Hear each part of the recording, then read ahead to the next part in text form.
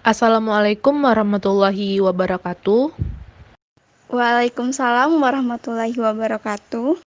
Selamat siang, Bu. Maaf telah mengganggu waktunya. Ya, selamat siang. Saya sedang bicara dengan siapa ya? Sebelumnya, maaf telah mengganggu waktunya, Bu. Saya Fatia Zuri dari kampus Universitas Negeri Padang, Fakultas Bahasa dan Seni, jurusan Bahasa dan Sastra Indonesia dan Daerah, Prodi Pendidikan Bahasa dan Sastra Indonesia. Saya ingin meminta waktunya sebentar, Bu, agar kita bisa berbincang-bincang. Oh iya, boleh. Silakan. Sebelumnya, terima kasih banyak, Bu. Saya ingin mewawancarai Ibu sebagai guru bahasa Indonesia di SMA Negeri 1 Batang Kapas dalam narasumber saya dengan tema pembelajaran bahasa Indonesia di tengah pandemi COVID-19. Ya, baik, Nak. Menurut pendapat Ibu, bagaimana proses pembelajaran jarak jauh pada masa pandemi saat sekarang ini? Menurut saya bahwa pembelajaran jarak jauh pada masa pandemi tidak mengenakan.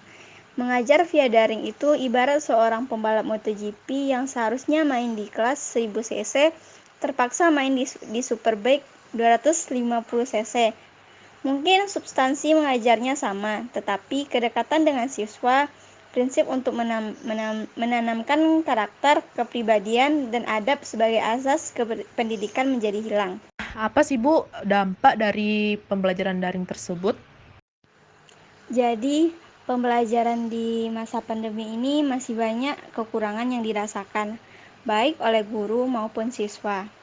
Adanya virus COVID-19 pada tahun 2020 memberikan dampak yang luar biasa, hampir pada semua bidang, salah satunya pada bidang pendidikan.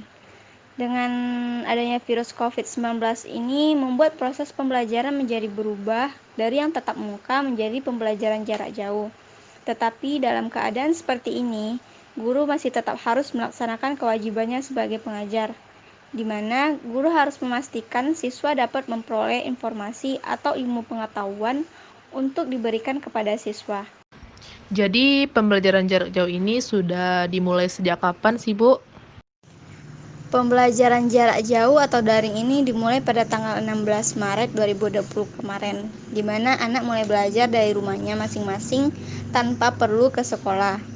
Berbicara mengenai pembelajaran jarak jauh atau daring, pentingnya penguasaan ilmu teknologi bagi seorang guru agar pembelajaran jarak jauh tetap berjalan dengan efektif di saat pandemi seperti ini. Bagaimana inovasi guru dalam menciptakan suasana agar tidak membosankan saat pembelajaran tersebut, Bu? Guru harus melakukan inovasi dalam pembelajaran, di antaranya dengan memanfaatkan teknologi dalam pembelajaran. Semenjak pembelajaran diberlakukan di rumah, sebagian guru melakukan pembelajaran lewat media online seperti WhatsApp, Google Meet, Google Form, dan lain-lain. Inovasi dalam pendidikan akan ada juga berbagai cara yang dapat dilakukan guru untuk menyampaikan ilmu pengetahuannya kepada siswa. Salah satunya ada yang menggunakan grup WhatsApp, di mana guru sebelumnya akan membuat video pembelajaran lalu dikirim ke grup untuk diamati oleh para siswa.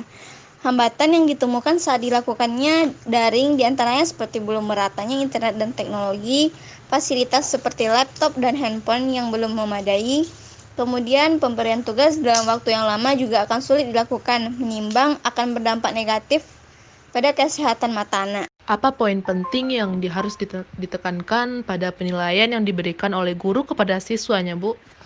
Poin penting yang juga ditekankan perihal penilaian yang diberikan guru kepada siswa. Menegaskan di suatu pandemi sekarang, penilaian harus diberikan guru lebih mengarah ke persoalan kualitas, bukan kuantitas. Jadi, tugas-tugas itu tidak bisa dinilai seperti itu biasa, tapi harus lebih banyak bersifat ke arah kualitatif. Dan guru juga harus bisa memberikan motivasi.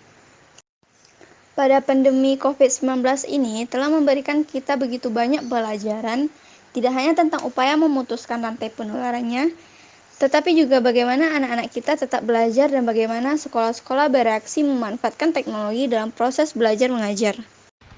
Oh, seperti itu ya, Bu. Nah, bagaimana pembelajaran bahasa Indonesia dalam masa darurat seperti ini yang Ibu ketahui? Pelajaran bahasa Indonesia dalam masa darurat ini menulis skenario drama berkait dengan COVID-19. Hal ini dipilih karena banyak pergulatan batin yang bisa diambil peserta didik dari peristiwa ini. Banyaknya konflik yang dilihat, dialami, dirasakan oleh peserta didik sehingga mungkin lebih mudah dalam mengaplikasikannya. Bagaimana pendapat Ibu tentang adanya menteri korupsi di masa pandemi virus corona saat sekarang ini?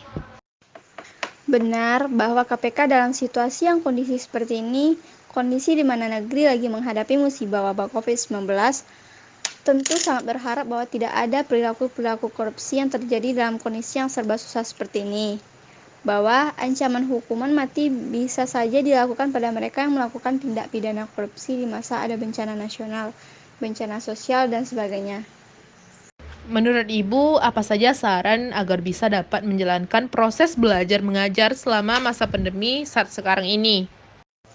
Ada beberapa saran dari saya. Yang pertama, perlu menggunakan media pembelajaran lain untuk membantu menjelaskan materi ajar kepada peserta didik.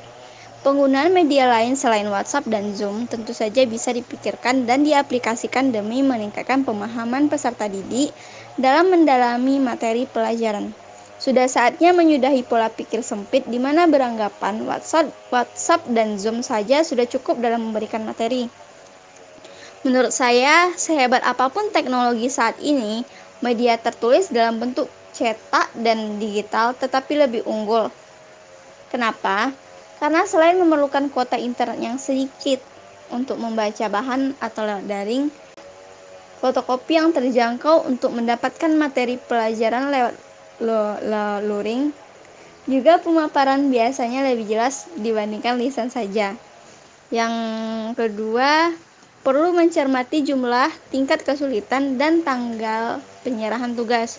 Perlu menjalin komunikasi yang baik dengan orang tua atau wali murid. Terima kasih Bu atas waktunya dan ilmunya.